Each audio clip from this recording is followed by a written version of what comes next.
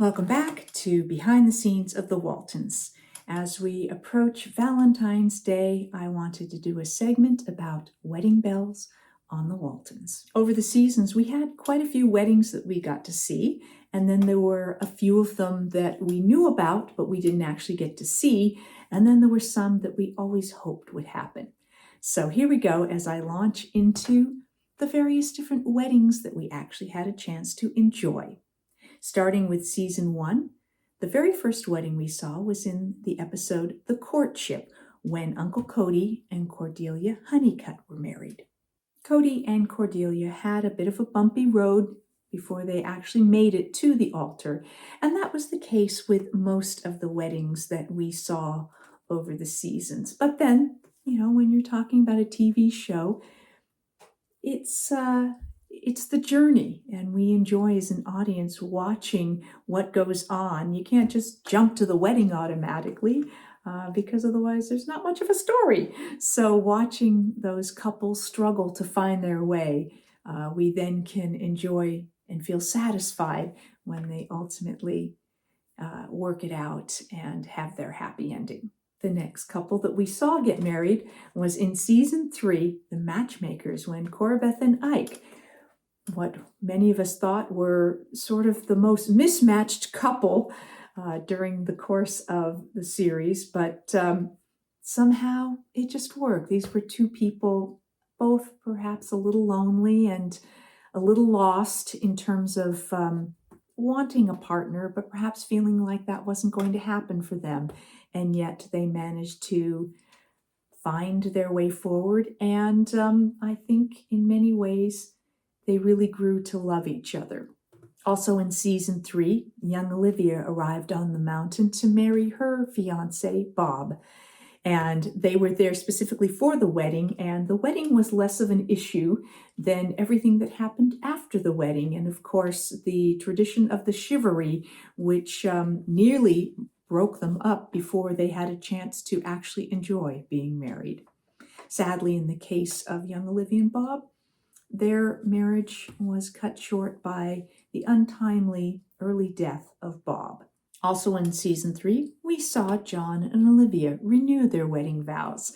So we, as a family, had a chance to experience seeing our parents reconnect and renew their vows. So a very wonderful, heartfelt episode there, and scene of everyone celebrating what a wonderful marriage John and Olivia had. And I think in many ways, that was my favorite marriage of the entire show.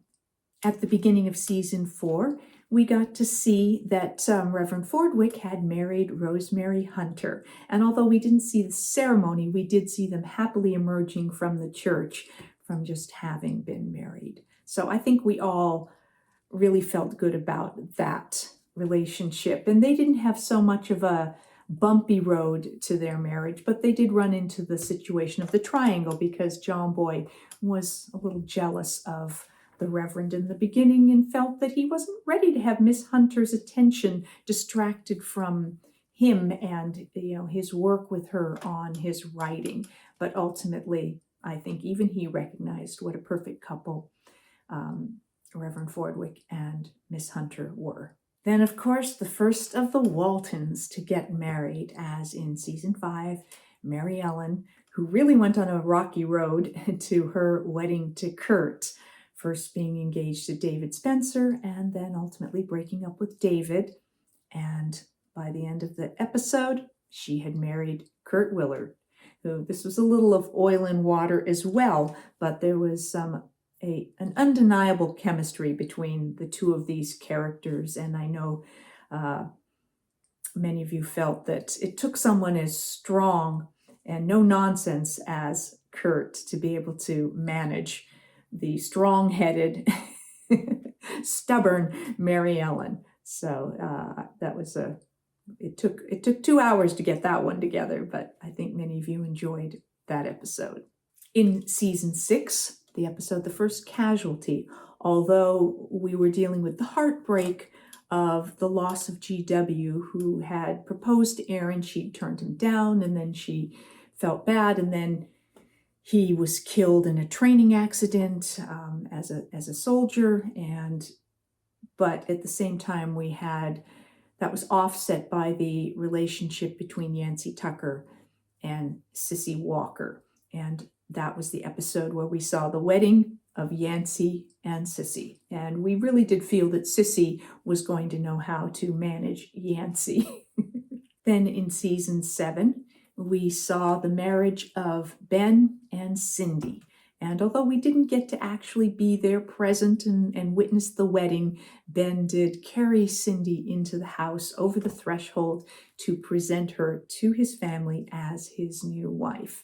And we didn't see a lot of the history of that relationship, and that character sort of appeared here and there, played by different actresses, until Leslie Winston put her stamp on the character of Cindy Walton. And they certainly had their challenges, including the classic moment where Grandma finally handed Cindy the broom and told her to go ahead and whack that young fool, Ben, for making her so unhappy, and that she needed to really put her foot down and not let Ben get away with trying to be that domineering that, I think Grandma was advocating for more of a partnership in a marriage, because she certainly never let Grandpa walk all over her. So I think she believed that women needed to and deserved to be strong and an equal partner in a marriage. So good for her. In season 9, we had the emergence of Rose, our Aunt Rose, and then her beau, Stanley Perkins, who she had known for years. He reappeared on the mountain, and ultimately in the episode The Heartache, Rose and Stanley finally had their happy ending and were married. As we continued the saga of the Waltons with our first set of reunion movies on A Wedding on Walton's Mountain, we had an opportunity to see the wedding of Paul and Erin. Again, they went through a lot before they made it to the chapel, including the possibility that they were going to break up and never actually make it there. But they did, and we all were there to witness and welcome Paul Northridge into the family. Despite the odd sort of hiccup with Curt and Mary Ellen, the sad news that he had been killed at Pearl Harbor, and then whatever that sort of Twilight Zone episode was where he reappeared, we're just going to sort of just delegate that to the Twilight Zone. But then Mary Ellen did meet Jonesy, and Jonesy at that point in her life was perfect for Mary Ellen. And in Mother's Day on Walton's Mountain, we celebrated the wedding of Mary Ellen and Jonesy. So we did not see the actual ceremony, but we did see them triumphantly emerging from the church, having just been married. And then we got to enjoy their reception and wish them well on their married life. In one of the second series of reunion movies we did, A Walton Wedding, we got to be there and experience John Boy's wedding to Janet. They came back to the mountain and brought their family and some friends and created a beautiful wedding on the mountain. And Mary Ellen and Erin and Elizabeth all got to be bridesmaids as we celebrated our big brother's happy day. There were a couple of other weddings that did take place, but we didn't actually get to witness them. In season 1, The Bicycle, Anne and Curtis, who had met long distance and came to the mountain in hopes of this being her dream man, and perhaps she was a little disappointed at first, but ultimately realized that this was a good man and a man who she could be very happy with. So they did marry, though we did not get to see the ceremony. Bertie Grant and Harley Foster, they met in the season 2 episode, The Roots, where Harley was there with his son, and they were picking fruit and met Verdi. And they nearly left and moved on, but Verdi really sort of stepped up and stated her position and gave Harley a lot to think about. And he did decide to stay. And the two did marry. But once again, it wasn't a wedding we actually got to witness. But I thought they were wonderful together and created just beautiful family and had wonderful scenes and episodes and storylines that we all got to share in over the course of their journey during the seasons.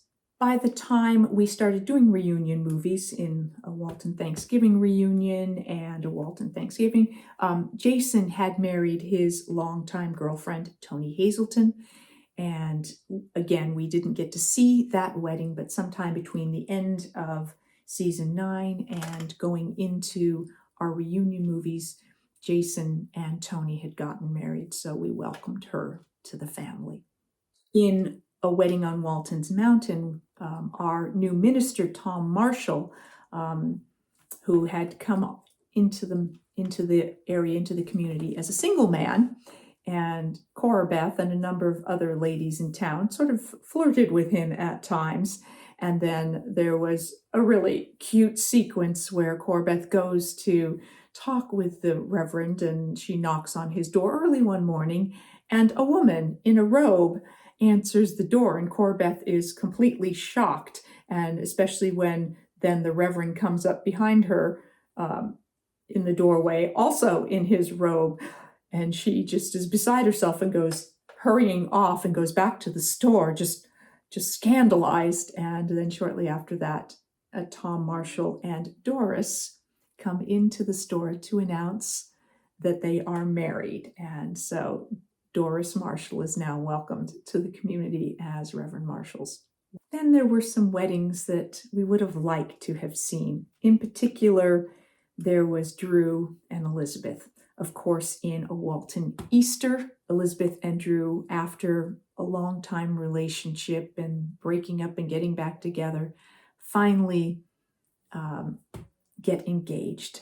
And so we look forward to their wedding. And I think had we done another reunion movie, perhaps it would have been the wedding of Drew and Elizabeth. So we will just consider that happened and celebrate it as one of the weddings on Waltons Mountain. Which leaves Jim Bob. There were a few women in his life over the seasons, but perhaps the one he shared the most time with was Patsy Brimmer. So perhaps we could consider that somewhere along the line, Patsy and Jim Bob might have reconnected, and perhaps they too married and had a happy ending. Another of our favorite Walton couples, of course, was Esther and Zeb. And although we did not see their wedding, nor did we see a vow renewal, we did get to celebrate with them for their 50th anniversary as they danced and celebrated a long and happy and successful marriage. Thank you for sharing this segment about wedding bells on Waltons Mountain. I hope you and your special someone enjoy a very happy Valentine's Day. I'll see you next time for more behind the scenes of the Waltons and more Ask Judy. Thanks for watching.